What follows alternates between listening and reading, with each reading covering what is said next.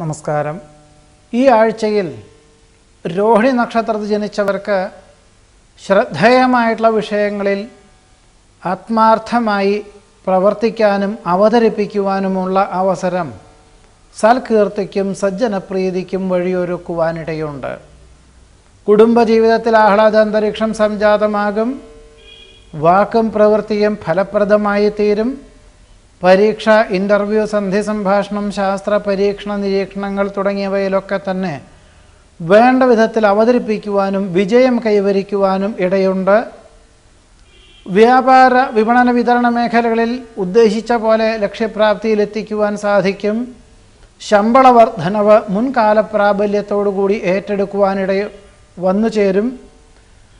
മുൻകാല പ്രാബല്യത്തോടുകൂടി ലഭിക്കുവാനിടയുണ്ട്. ഔദ്യോഗിക തലത്തിൽ മേലധികാരിയുടെ ചുമതലകളെ ഏറ്റെടുക്കുവാനും ആയതുവഴി ഒരു പക്ഷേ പ്രവൃത്തി പരിചയം നേടുവാനും അവസരം ഉണ്ടായിത്തീരും. ഭൂരിപക്ഷാഭിപ്രായം മാനിക്കുന്നത് വഴി സൽകീർത്തിയും സജ്ജനപ്രീതിയും ഉണ്ടാകും. കുടുംബാംഗങ്ങളുടെ ആവശ്യങ്ങൾ വേണ്ട വിധത്തിൽ നിർവഹിക്കുവാനിടവരും. ഒരു പക്ഷേ കുടുംബാംഗങ്ങളോടൊപ്പം വിശേഷപ്പെട്ട ദേവാലയ ദർശനം നടത്തുവാനും ഇടവരും. മാതാപിതാക്കളോടൊപ്പം ജന്മനാട്ടിലെ ഓണാഘോഷിക്കുവാനായിട്ട് യാത്രയ്ക്ക് വേണ്ടി ഏർപ്പാടുകളൊക്കെ ചെയ്യുവാനും ഈ ആഴ്ചയിൽ സാധ്യതയുണ്ട്. രോഹിണി നക്ഷത്രത്തിൽ ജനിച്ചവരുടെ ഈ ആഴ്ചയിലെ ഫലങ്ങളാണ് ഇപ്പറഞ്ഞത്. നമസ്കാരം.